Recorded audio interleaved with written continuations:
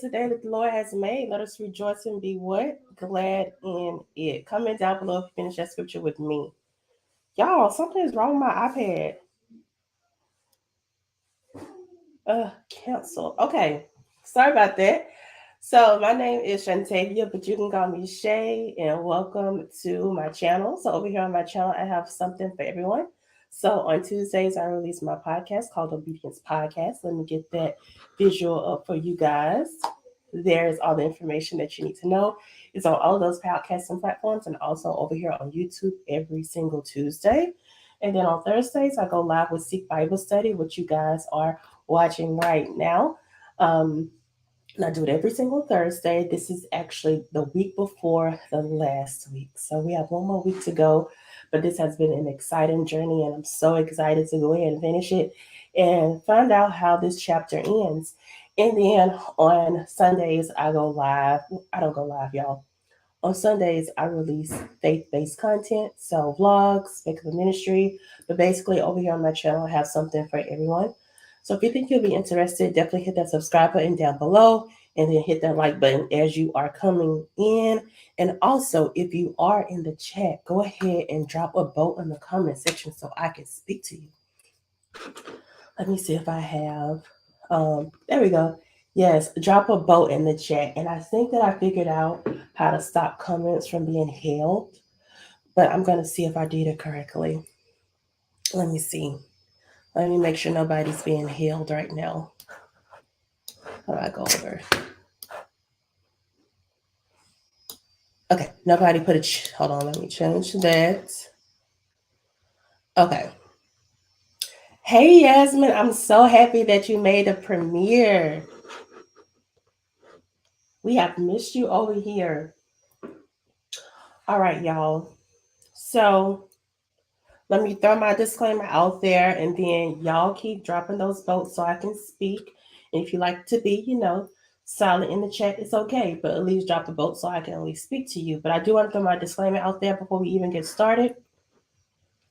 So I'm not a Bible scholar. I'm just a child of God who loves his word. And so if I say anything that may be incorrect, or I have no problem with you correcting me.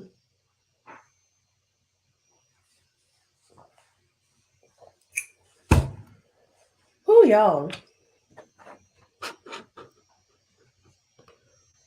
Okay, so I'm gonna go ahead and throw a disclaimer out there just in case I start coughing. I have come down with some kind of cold. I have to stay away from these kids. Um, and it's primarily in my throat right now. So been doing a lot of coughing, but I took some medicine before I got on here. So hopefully I don't cough at all.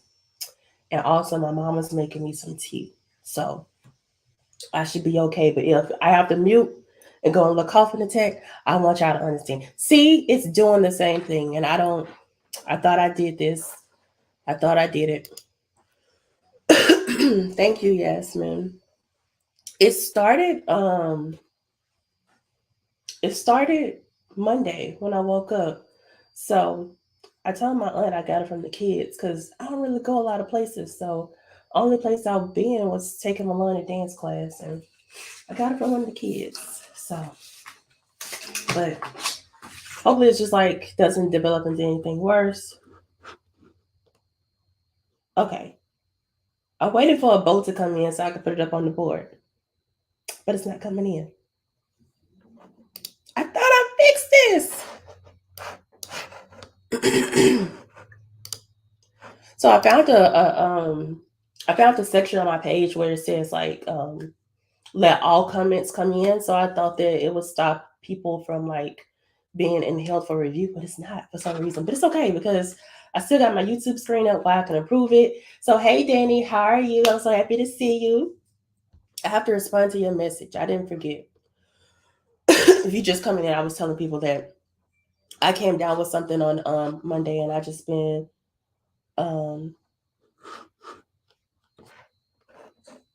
trying to make it through that. It's another boat out here, but I can't pull up. It's not coming to StreamYard for some reason. But Carlos, I see you in the chat. All right, y'all. So I'm gonna go ahead and say a little quick prayer, and then we'll get started. But I do want y'all to know next week is the last week of Matthew Seek Bible Study.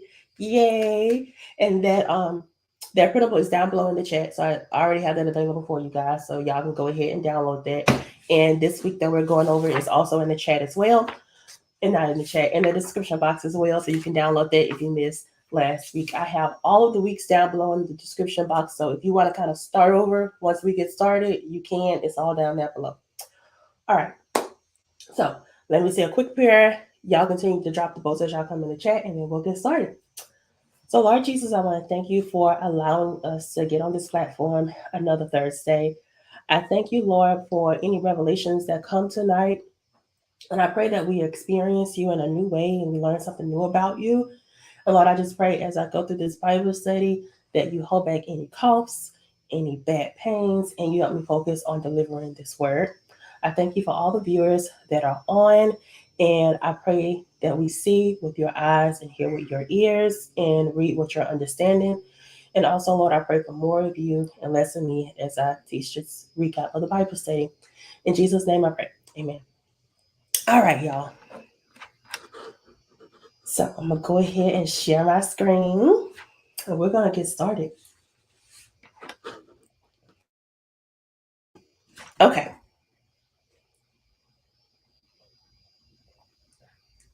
Can y'all see that yellow thing? Hold on, let me get that on.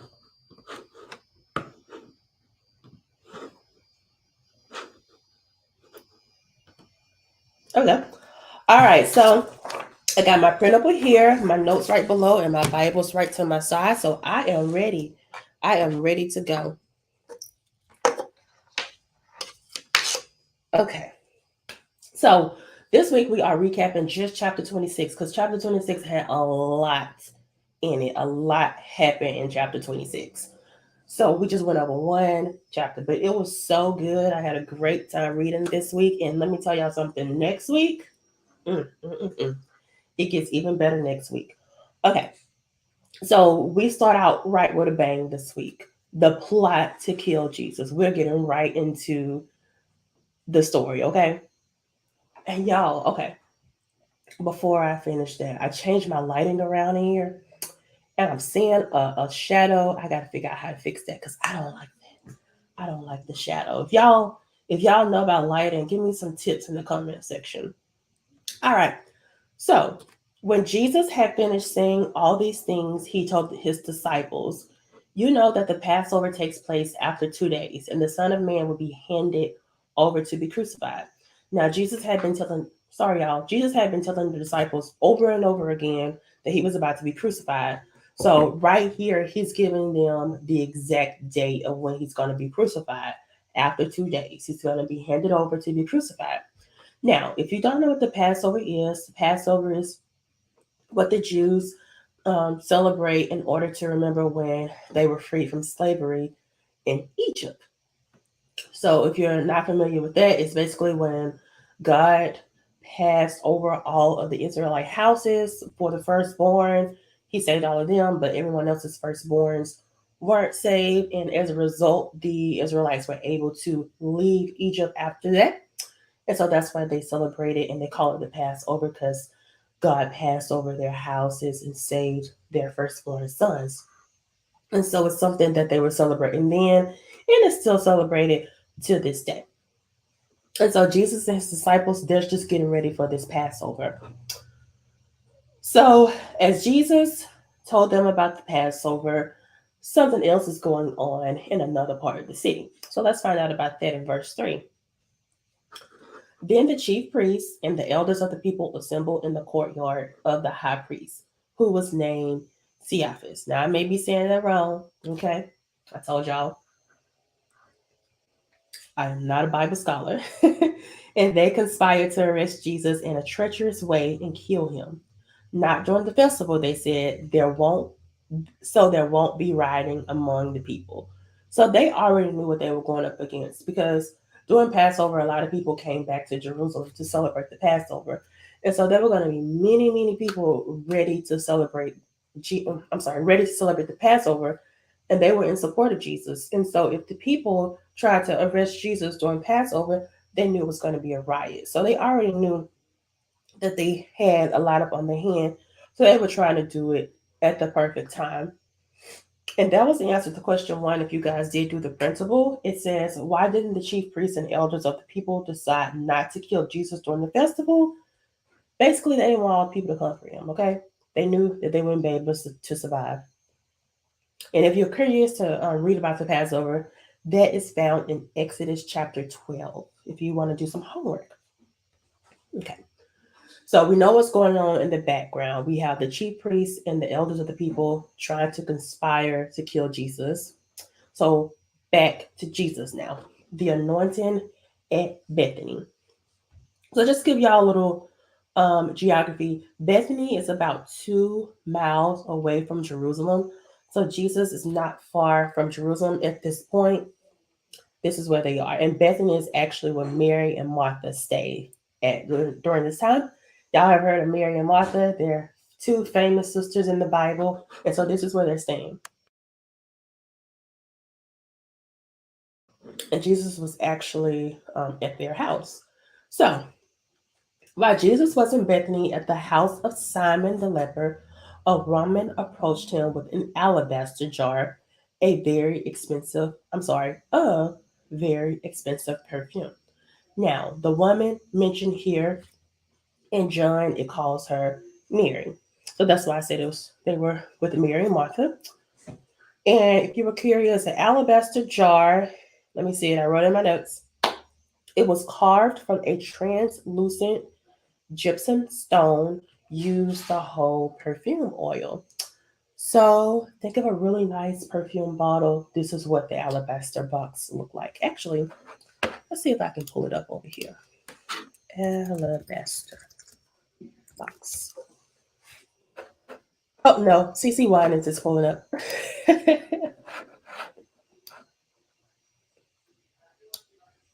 Okay, here's a good example. Let me pull this up on my screen.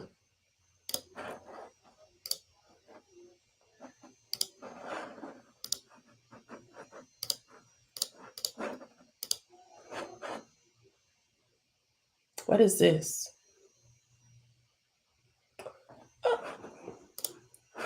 It lost permission, y'all. Let's see if I can do it over here.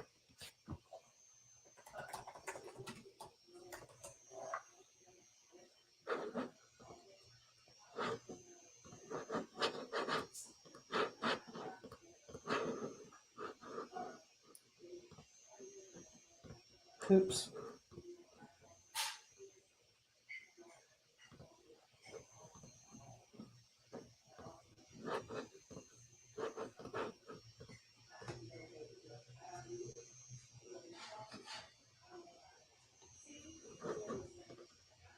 There it goes. Let me make it bigger.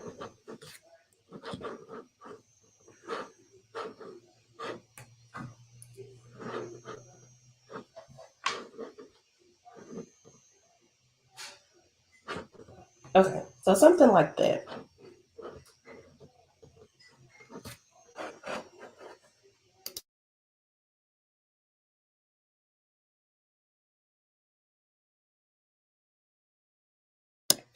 That's what the alabaster box looked like.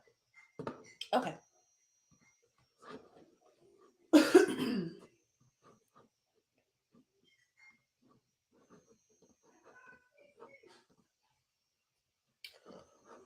Okay, so she poured the expensive perfume on his head and he was reclining at the table. So let me highlight expensive because I want y'all to remember that this perfume was expensive. When the disciples saw it, they were indignant. Why this waste? They asked. This might have been sold for a great deal and given to the poor. Aware of this, Jesus said to them, why are you bothering this woman? She has done a noble thing for me. You always have the poor with you, but you do not always have me. By pouring this perfume on my body, she has prepared me for burial. So this is Jesus again telling us, or telling his disciples, that he is about to be crucified. He's getting ready. He's mentally aware of what's about to happen to him. And then he says, truly I tell you, wherever the gospel is proclaimed in the whole world, what she has done will also be told in memory of her. And we see that to be true right now because right here we're learning about what Mary did to Jesus during this time. And also, if you were following along in the printable, this is the answer to question number 2. What was the significance of the oil poured on Jesus? It was used to prepare Jesus' body for burial.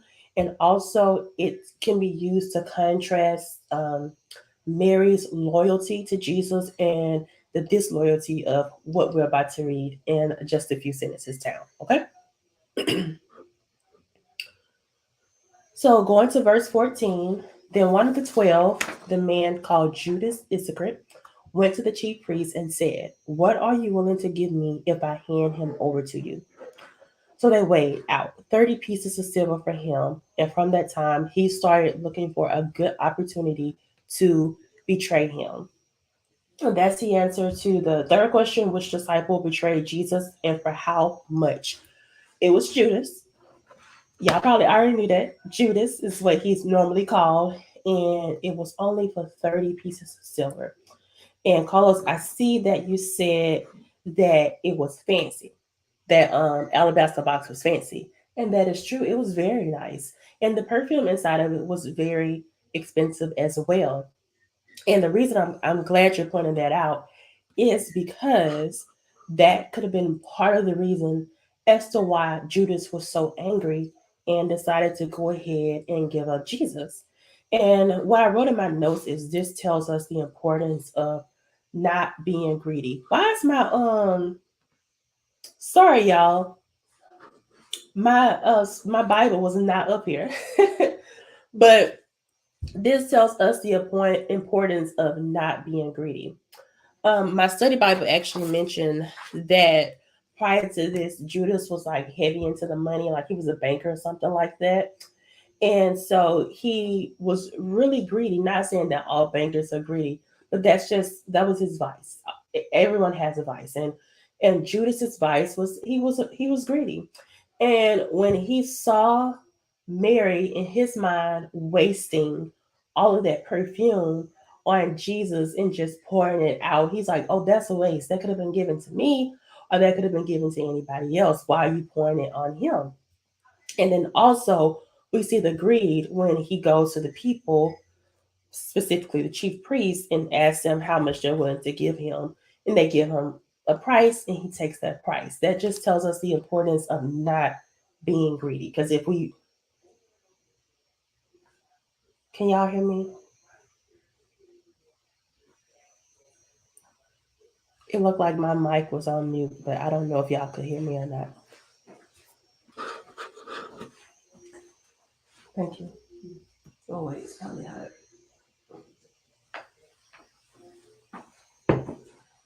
Okay, okay, good, good. I don't know why that button was red. I was scared. But yes, it tells us the importance of not being greedy because greed can lead to so many nasty things. Let's think about the people who are greedy and they go and rob the bank and then accidentally or on purpose shoot somebody and someone's life is gone because somebody was trying to get money. It's so important to maintain that greed because it can lead to like really bad things. And that greed may even come from jealousy. And y'all know jealousy is deadly and we have to be able to control those feelings and emotions. Okay, so let's keep reading. Let's go ahead and go to the actual betrayal. Betrayal at the Passover. So on the first day of unleavened bread, the disciples came to Jesus and asked. Before I read that, I want to talk about what the first day of unleavened bread is. So the Passover only lasted one day, but the festival of the unleavened bread that lasted a whole week. And so this was the first day of that. And if you were curious why they called it that, it's because during Passover, they didn't have time to actually let the yeast do its thing inside the bread and allow the bread to rise. So they actually had to eat flat bread that day. Excuse me, y'all. They actually had to eat flat bread that day. And so during that week, that's kind of what they did. They removed all the yeast from the bread and they were just eating flat bread for that week. So this was the first day of that. And the disciples came to Jesus and said, "Where do you want us to make preparations for you to eat the Passover?" So let's think of the Passover as like our, I guess I could say Thanksgiving, because that is like a holiday like primarily focused on food. So around Thanksgiving, if you're not gonna cook at your house, you're trying to figure out where you're gonna go to eat. So this is what's going on right here. They're like, okay, where do you want us to make the preparations for us to eat the Passover dinner? And so Jesus tells them to go into the city to a certain man. He said, and tell them, the teacher says, my time is near. I am celebrating Passover at your place with my disciples.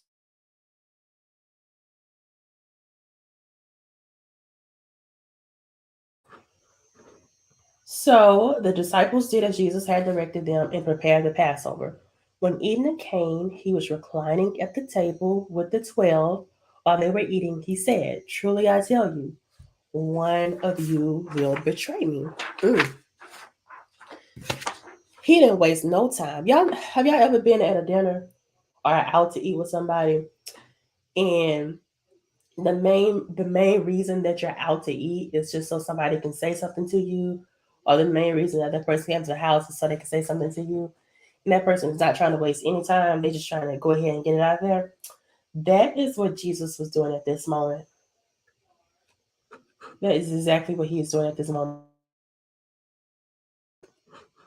Okay, so verse 22. Deeply distressed, each one began to say to him, truly not I, Lord. Now, a while ago when I did my first makeup and ministry, I covered this uh, during like the Passover. And in makeup and ministry, I said that this reminded me of like that famous scene from Real Housewives, when everybody kept saying, "Who said that? Who said that?"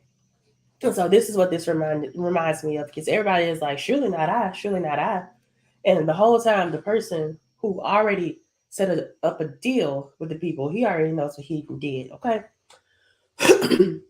So, verse 23, he replied, the one who dipped his hand with me in the bowl, he will betray me. The Son of Man will go just as it is written about him. But woe to the man by whom the Son of Man is betrayed. It would have been better for him if he had not been born. Whew. That's a big statement right there. Right there. It would have been better for him if he had not been born. And to go back to the printable, the first question for Saturday was what happened at the table as Jesus and the disciples were eating? And basically the answer was he told them that one of them would betray him. And then the second question is, what did Jesus say of the disciple who would betray him? And that is what I just read. It would have been better for him if he had not been born. And let's see what Judas says in response. Judas, his betrayer. I love how Matthew wrote this. He was like, I'm going to call him a betrayer as much as I can. Judas, his betrayer, replied, surely not I, Rabbi. Surely not I. And then y'all know what Jesus said. You have said it. I'm going to start saying it to people when I know that they lying to me. I'm just going to be like, you have said it. That's all I'm going to say. Ooh, that's, what I put in my notes was, this reminds me of like when y'all were younger and your parents were like, did you do this? And they know that you did. They just want to see if you're going to lie and say that you didn't do it. They're giving you an opportunity to be honest, right? And in that moment, as a child, you're like, okay, am I just going to be honest, or I'm going to like take this thing out? Like, we going to get us an Academy Award for this lie that I'm about to tell. This is what I imagine. Let me see. Right, because he had already betrayed him at that point. You have said it. Right, Jesus shook the table. He was just like Carly Red. Not Carly Red. He was just like K Michelle at that dinner, shaking the table. Yes, he was. All right. So this is like right out. This is still at the same dinner, okay? So let's think about that. We're about to get into the Lord's Supper. Many people call it communion. This happened right after Jesus called Judas out. Talk about a shift in the atmosphere. So, as they were eating, Jesus took bread and blessed and broke it, gave it to the disciples, and said, "Take and eat. This is my body." Then he took a cup, and after giving thanks, he gave it to them and said, "Drink from it, all you, for this is my blood. For this is my blood of the covenant, which is poured out for many for the forgiveness of sins." And that answers that third question for that day that says, what is the significance of the Lord's Supper?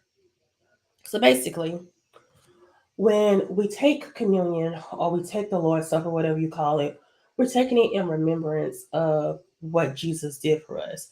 So this is like when we eat and drink the communion, we should be remembering everything that's going to happen after this passage of scripture. So we're supposed to remember exactly when Jesus got betrayed, what happened in the Garden of Gethsemane, and what happens right before he's crucified and what happens afterwards, because all of that happened to benefit us. Because we have to remember that when Jesus died on the cross, he was killed as a sacrifice. He was the sacrificial lamb that a lot of the people, if you go back into the first part of the Bible, it talks about sacrifices and how people were purified through sacrificing animals. And so Jesus was basically our sacrifice. So we didn't have to continue to do that and go through priests. We can go directly through him. And so it's a big deal what Jesus did for us on the cross. And so when we take communion, it's supposed to be us remembering what he's done for us, okay? So whenever you take communion, don't just think, oh, I'm going to get this stale cracker or bread. What it actually is stale bread and there's grape juice. In my church, we drink grape juice. Some churches actually drink wine. But the bread represents his body, and the blood, and the wine represents his blood. And so, verse 29, but I tell you, oh man, but I tell you, I will not drink from this fruit of the vine from now on into the day when I drink it new with you in my Father's kingdom. After singing a hymn, they went out to the Mount of Olives. Now, when I read that part, y'all don't know I grew up in a Baptist church. And whenever we did communion at church, my pastor would read this whole verse. And right when he was do the last verse, verse 30, after singing a hymn, they went out to the Mount of Olives. And then we had this old lady. She always would bust out and start singing, "Oh, the blood that signed my name." She'd be loud too.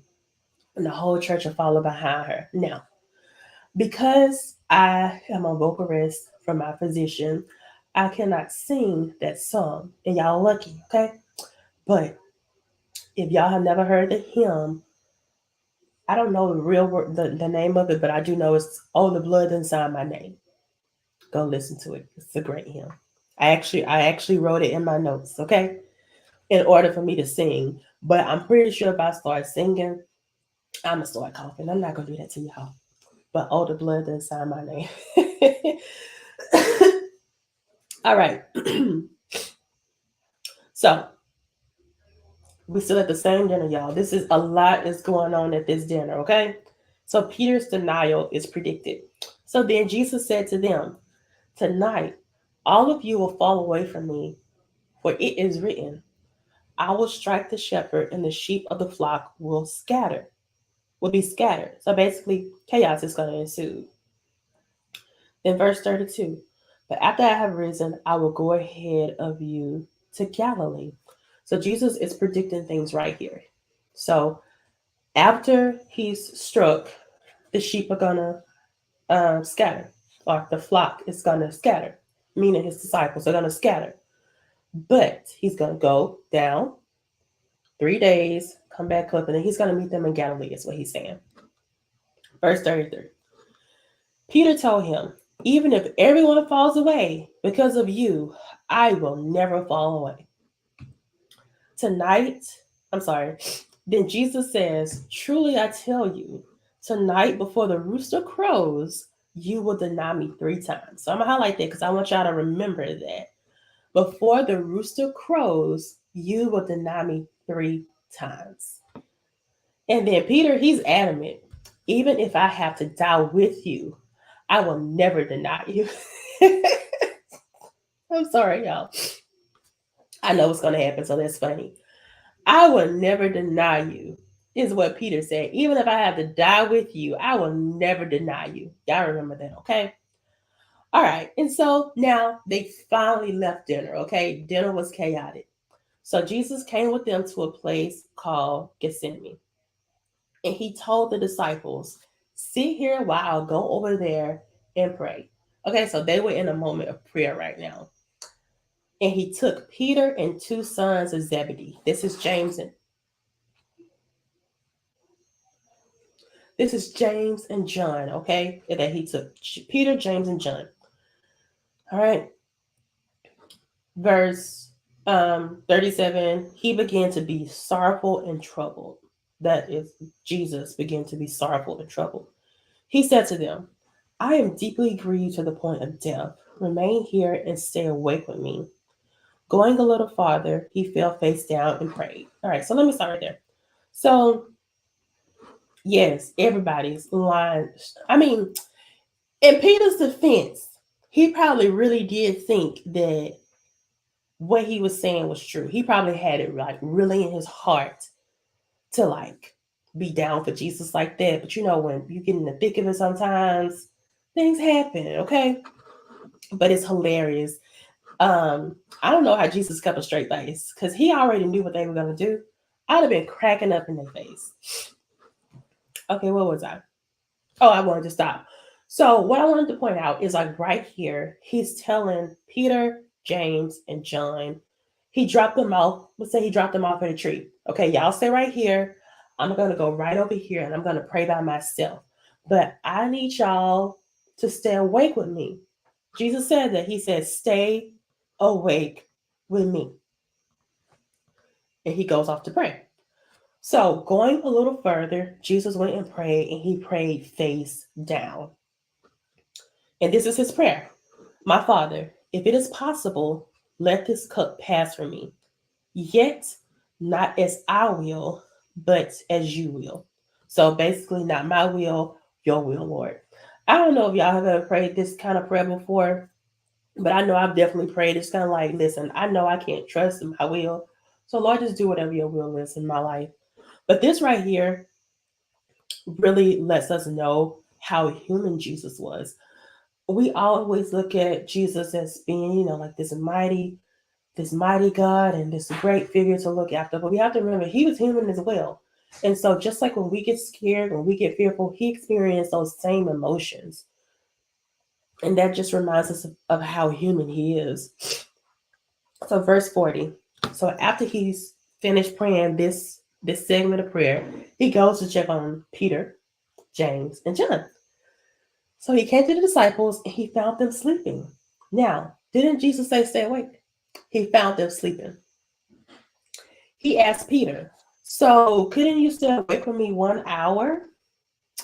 Stay awake and pray so that you won't enter into temptation. The spirit is willing, but the flesh is weak. Let me highlight that. Because that was actually a question from the Printable.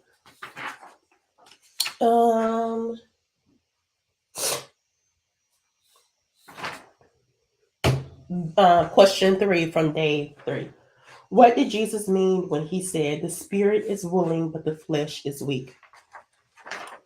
And so basically, I'm sorry y'all. So basically what this is saying is we can really want to do something. Kind of like Peter. Peter really thought that he would die before he claimed not to know Jesus. He really did want to do that. But our flesh is so weak. Sorry, y'all. Our flesh is so weak. And so, in order to build up ourselves, Jesus is telling us through this story of Peter to pray. Pray so that you won't enter into temptation. So, Jesus went out a second time to start praying. And this is his second prayer. My Father, if this cannot pass unless I drink it, your will be done. Again, yielding to God and allowing Him to do what He needs to do. I don't think y'all can see my sign back there, but my sign back there has a yield on it. Y'all know I love the yield concept. Just moving out the way and letting God do His thing. So after he finished praying a second time, Jesus comes back and he found them sleeping again because they could not keep their eyes open. Now, I want y'all to drop a vote in the chat if you have ever been this sleepy before, because I know I have. I have been this sleepy before in class. I have been this sleepy before at work. I have been this sleepy before when somebody was doing my hair. I would like be pinching myself and still fall asleep. This is what's happening to Peter, John, and James right now. They cannot stay awake. They are so sleepy. They cannot keep their eyes open. And so, verse 44, after leaving them, he went away again and prayed a third time, saying the same thing once more. Then he came to the disciples and said to them, are you still sleeping and resting? See, the time is near. The Son of Man is betrayed into the hands of sinners. Get up, let's go. See, my betrayer is near. Whew. All right, let me get to the comments.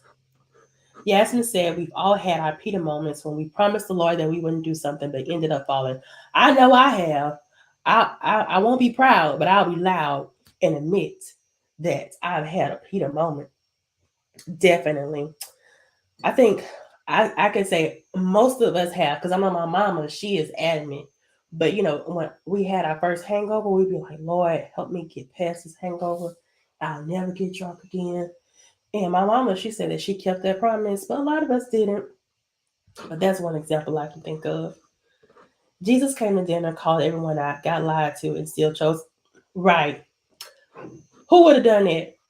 Not me.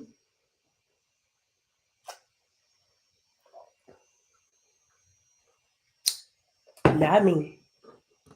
Yasmin says, I have. Whew. Danny says, every time I wake up early to pray. I say amen 2 hours later when I wake up. Have to start from the top again. See, that's why I don't allow myself to lay down and pray. I have to sit up because I don't trust my body, because I'll be just like that. I'll be just like that. Yasmin says she's guilty in her fornication days. And I know that you are not alone. That's why I said I will be loud in admitting I had my Peter moments, but I will not be proud, because I am not proud. All right. So let's get into the actual betrayal of Jesus. Verse 47. But before I get into that, let me see if I missed some answers. So, day 3, question 1. What did Jesus predict Peter would do? Betray him? I'm sorry, Peter. No, you did not betray him. You just denied him 3 times, okay? Where did Jesus go and pray? The Garden of Gethsemane. And what did the disciples chosen to go with Jesus do while he was praying? They slept. They were not praying. And I was laughing too, because the first week of January, my church had 6 a.m. prayer. So we would go to the church at 6 o'clock in the morning and we would pray for an hour. And they did the live stream too, but I chose to go to church. And y'all, one of those days, I was sitting there and my pastor was like, okay, we're going to meditate. It's like, okay, cool. So I was sitting there, I was meditating, and I promise y'all, I woke myself up snoring. I was so ashamed. I was so ashamed. But I was like Peter. I was like Peter, James, and John. I couldn't do it. I could not keep my eyes open.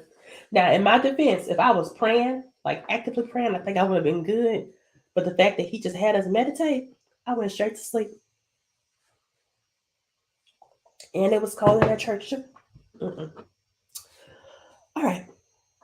Let me get down to my notes. Okay, verse 47. While he was still speaking, Judas, one of the 12, suddenly arrived. A large mob with swords and clubs was with him, from the chief priests and the elders of the people. His betrayer had given them a sign. The one I kissed, he's the one that you should arrest. So immediately he went up to Jesus and said, "Greetings, Rabbi," and he kissed him. "Friend," Jesus asked, "why have you come?" Now, I thought this was so funny, this friend, because it just reminded me of those old Southern ladies. They're going to be so nice to you, but it's going to be nasty at the same time. Something like, "bless her heart," something like that. Because Jesus knew what Judas was about to do. He knew it. But "friend, why have you come?" I didn't ask you to come here. I told Peter, James, and John to come here. Why are you here? I left you at the tree with the other people. Why are you here with all these people? Then they came up, took hold of Jesus. Hold on. Where? Oh, I'm sorry. I missed it. After he said, "Greetings, Rabbi," he kissed him. So that was him saying, "Okay, this is Jesus. Arrest him." And then that's when Jesus was like, "Friend." So then they came up, took hold of Jesus, and arrested him. All right, now this is when we get into ride or die friends, okay? And Peter was about to prove his point. So at that moment, one of those with Jesus reached out his hand and drew his sword. He struck the high priest's servant and cut off his ear. Now, that was Peter. It said, where did it say? One of those with Jesus, that was Peter, okay? In another accord of the gospel, it says it was Peter. Peter drew his sword and cut the high priest's ear off. He was not having it. He already knew Jesus had said, "Oh, you're going to deny me." He was like, "Oh, I'm prove you wrong. I'm not going to deny you. I'm going to go hard for you." He pulled out his sword and cut his ear off. So Jesus was like, "Whoa, don't do that. Put your sword back in its place, because all who take up the sword would perish by the sword. Or do you think that I cannot?" Oh, wait. Let me scroll this up so y'all can see this whole thing. 53. "Or do you think that I cannot call on my Father and he will provide me here and now with more than 12 legions of angels? How then will the scripture be fulfilled that say it must happen this way?"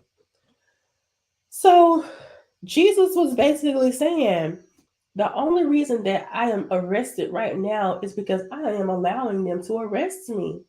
I don't need saving, because if I actually wanted to be saved, I can call on my Father and He's going to send me some angels down here. He already knew. He already knew his authority. And that was a question for day 4. Question 2, what do you believe is the importance of Matthew 26 and 53? Basically to say, the importance, in my opinion, is basically, this was a choice. Jesus could have been like, "No, I'm not doing it," but he chose to do it. He chose to obey God. And as a result of his obedience, all of us are saved right now. So when God is asking you to be obedient, let's be obedient. Look how beneficial it is to all of us. And look how it changed all of our lives as well.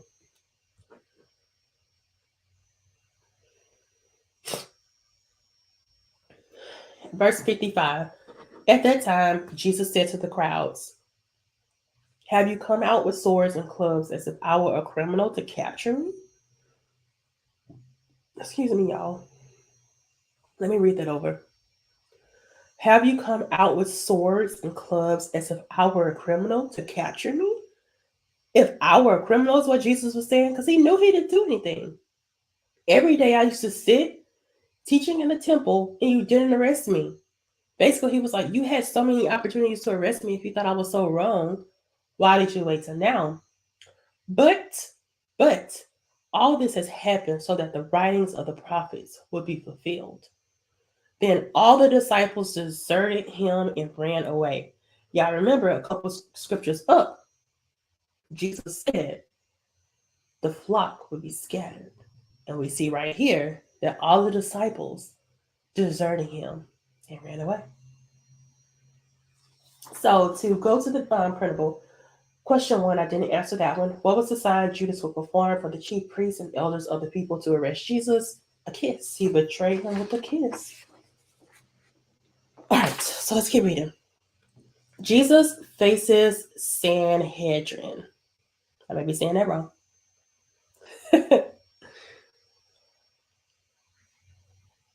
Okay, hold on. Let me read this last comment. I mean, I still doing some. Lord, I'm going to be patient. I'm not going to stand up for what's right. If they start gossiping, so on and so forth. Whew. I know all of us will always have something to work on, and that's the beauty of life. I mean, you can look at it as a beauty. Some people probably look at it as a nuisance, but the fact that we're always all growing and evolving. Well, that's another word on my board as well. Okay, 57. Those who arrested Jesus led him away to Caiaphas. I may be saying that wrong, y'all. Let me know in the comments. The high priest, or the scribes and the elders had convened. Peter was following him at a distance, right to the high priest's courtyard. All right, so all the other disciples scattered, but we do have Peter. He is at least like sticking by his Lord. He may not be like right there by him, but he's staying close by so he can see what's going on. So he went in and was sitting with the servants to see the outcome. So Peter's in the background. Verse 59. The chief priests and the whole Sanhedrin were looking for false testimony against Jesus so that they could put him to death. But they could not find any, even though many false witnesses came forward. Hold on one second, y'all.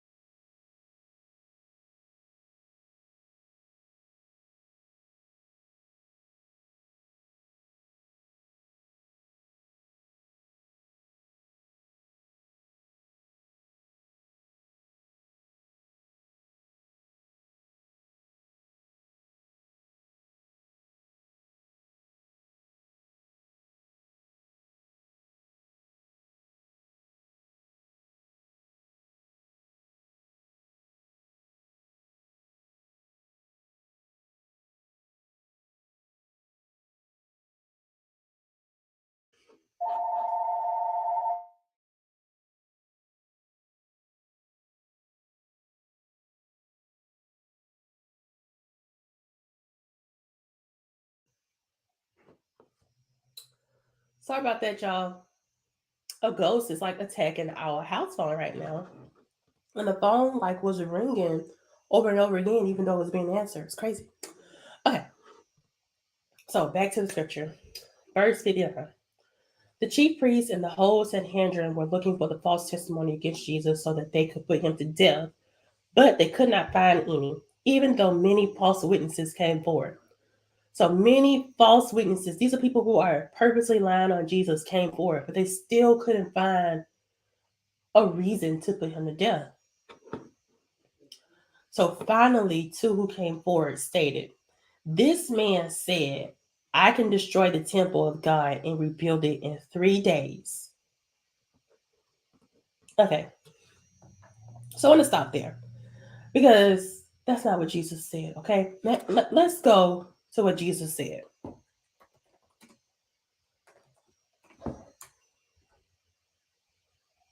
Verse 19, y'all. Read it with me. Jesus answered, "Destroy this temple, and I will raise it up in 3 days." Now, why was that man lying on Jesus like that?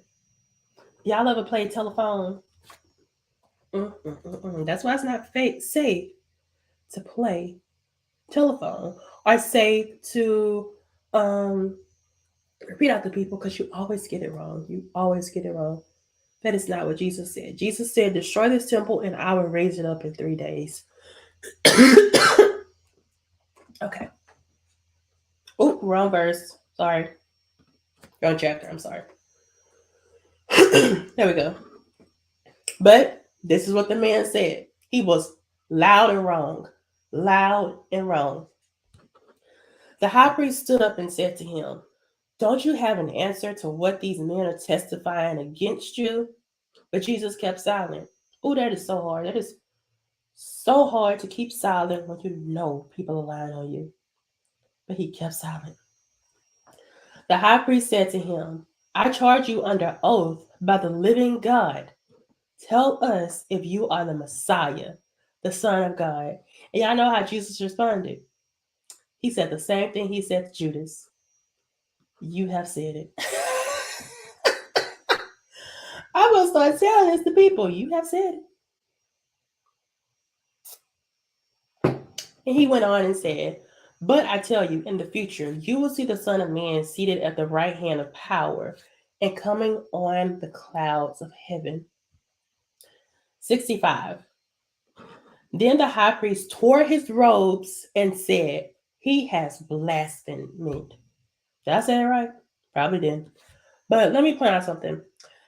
As that man being the high priest, he should have never tore his robe. So I don't understand why he tore his robe. That isn't something that he was permitted to do anyway. That was definitely against the law. Going on, it says, why do we still need witnesses? See, now you've heard the blasphemy. What is your decision?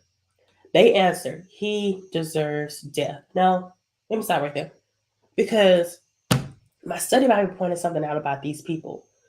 These people right here, hold on. Let me make sure I'm saying it right. I don't want to be loud and wrong like the men saying oaths against Jesus. They was loud and wrong. I don't want to be like them. Okay. But I know I read it. Oh, here we go. The Sanhedrin people were the most powerful religious and political body of the Jewish people. So I read that to point out that these people they were Jesus's people. They were a part of his religion. And do you see what they're doing to him? All right. They decided he deserves death. You know, I can understand it. I couldn't understand, but it would just sit a little better with me if these were the Roman people. But these were the Jewish people doing this to Jesus. So, verse 67, they spat in his face and beat him. Others slapped him and said, ooh, this one made me mad. Prophecy to us, Messiah. Who was it that hit you? So they said, since you know everything, who just hit you? Mm-mm. That man ain't deserved it. That man ain't did nothing to them ever. Ever, ever, ever. And that answers the last question from Tuesday. What did they do to Jesus after deciding to sentence him to death? They spat in his face. Mind you, he didn't do anything to them. They beat him and slapped him and mocked him. And Jesus was so humble. I aspire. All right. So, this is our last section. Drop a vote if you're still in the chat with me. Verse 69. We're getting into Peter denying God. Denying Jesus. I'm sorry. I thought this was so funny, y'all, because the questions from this day is just like repeating. Okay, so how did Peter deny Jesus this time? How did Peter deny Jesus this time? How did Peter deny Jesus this time? I just thought that was hilarious. Hey, Michelle, I see you in the chat. I was wondering where you were. I was about to check on you. Hold on, y'all. I have to download this, so give me a second.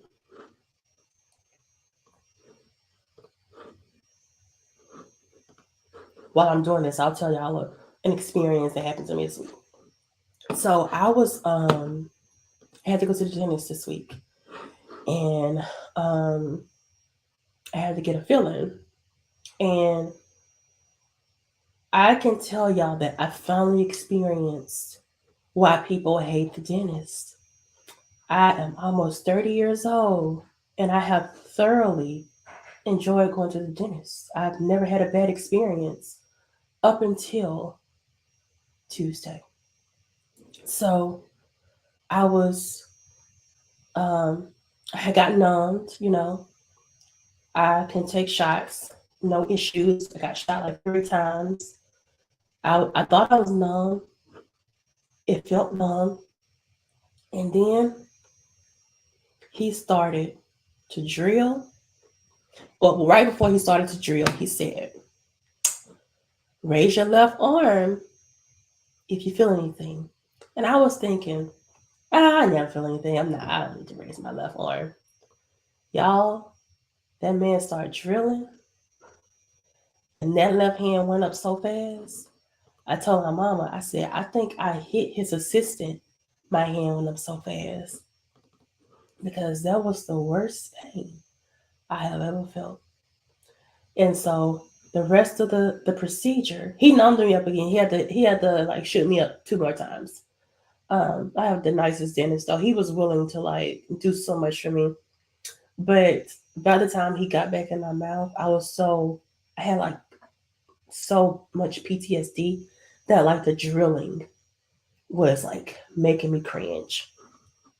But I said that to say my mouth still hurts a little bit. And when the tea hit the side of the mouth, it made me remember.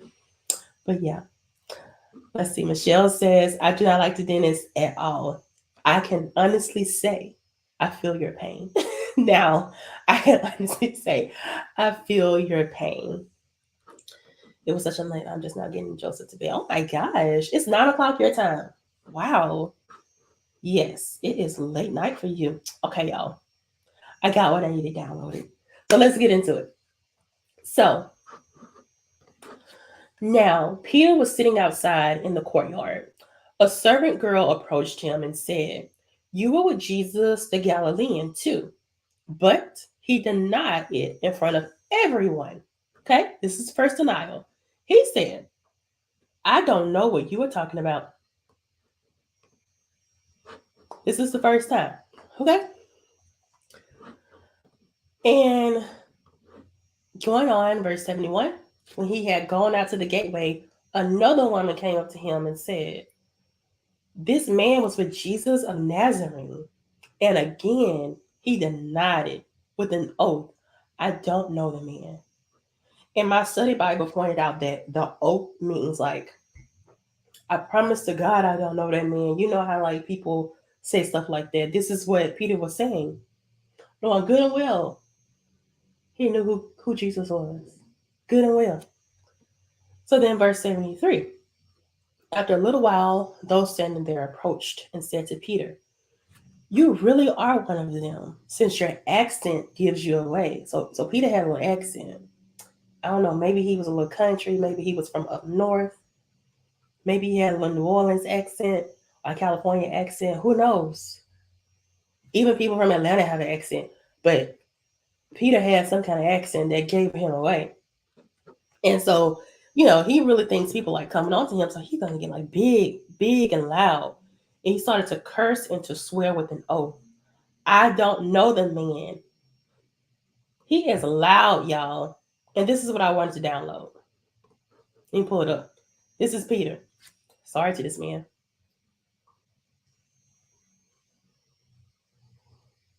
Oh, Jesus. But he already knew what Peter was going to do. And we see that right after this third time, exactly the amount of times that Jesus said that Peter would deny him, immediately a rooster crowed, just like Jesus prophesies. He said that you will deny me 3 times before the rooster crows. And as soon as he denied him the third time, the rooster crowed. And then all of a sudden, out of nowhere, verse 75, Peter remembered. He had completely forgot what Jesus said. Because y'all got to remember, like a lot had happened after he told Jesus that. Because he was like, okay, he probably thought he had proved Jesus wrong when he cut that man ear off. So he probably was like, show him. But little behold, this is what Jesus was talking about.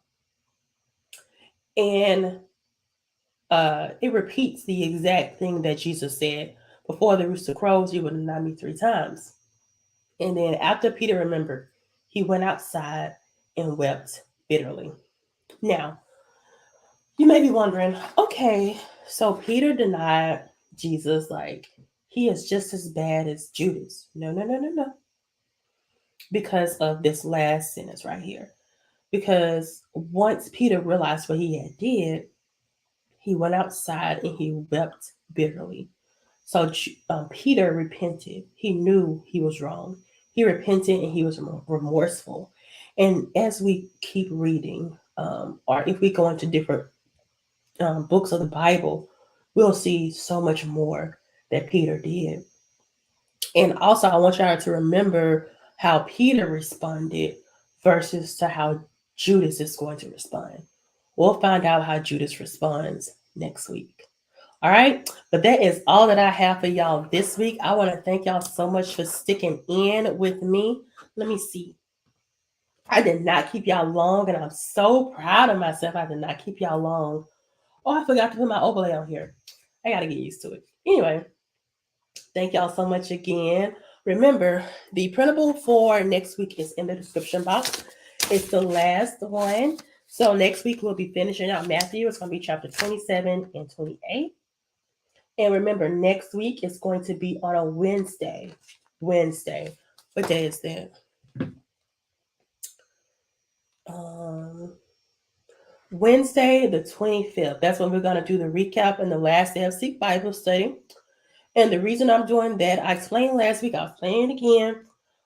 My church is having a purpose conference and I want to attend. It's a 2-night conference and it starts at 7 p.m. on Thursday. And so in order to make the conference, I am going to do the recap on Wednesday. So hopefully and prayerfully, I see you all Wednesday. I will go ahead and put the,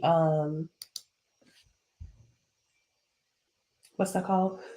The live stream up early so y'all can remember and put notify on the video. And I'll try my best to put it on social media. I'm not making any promises. I'm not making any promises. Y'all boats came in so late, but I see them over here. I need to get me a moderator so they can do these when I'm concentrating on the word. But yeah, I love y'all so much. I have an announcement, an exciting announcement for Seek Bible Study next week. So definitely be in the room if you want to see what Seek Bible Study is going. We are ending Matthew, but we are not ending the Bible study, okay? So next week, I will announce the next book that we're going to and how that process will look like. So I definitely will look forward to that. And then also next week, I hope I have these shadows figured out and how to get rid of those. Y'all probably don't notice them, but y'all know me. I'm not a perfectionist. Well, I'm a recovering perfectionist is what I was trying to say. But yeah, y'all keep in your prayers that this cold goes away without me having to go to the doctor or anything like that. And y'all stay safe out there. Thank y'all so much for sticking in with me. I really enjoyed talking to all of y'all. And Yasmin, I have missed you, and I'm so happy that you made it to a live stream. It was so wonderful having you here. And all my ladies who always come, I love y'all so much. And what was I about to say? I told y'all to stay safe. I told y'all to download the printable. Oh, subscribe, like. If you're watching the replay, comment down below #replay so I can give you special shout out. But I think that's all that I have. I think that I know last week I told y'all what I was about to do. Last week I went and got a salad and I went to Zaxby's. And let me tell y'all something. They have these really good egg rolls. So if y'all like egg rolls, Zaxby's has them for a limited time. But this week I think I'm gonna go to Chick-fil-A and get me some chicken noodle soup because I feel like my throat needs some soup. All right, but I'm gonna go ahead and get up out of here. Yeah, I'll save that. I'm gonna go ahead and get up out of here. Thank y'all so much for joining me. I pray that this live stream found you blessed, and I pray that it left you even more blessed. But in the meantime, in between time, as always, be obedient, and I'll see y'all next week on Wednesday. Remember, ciao.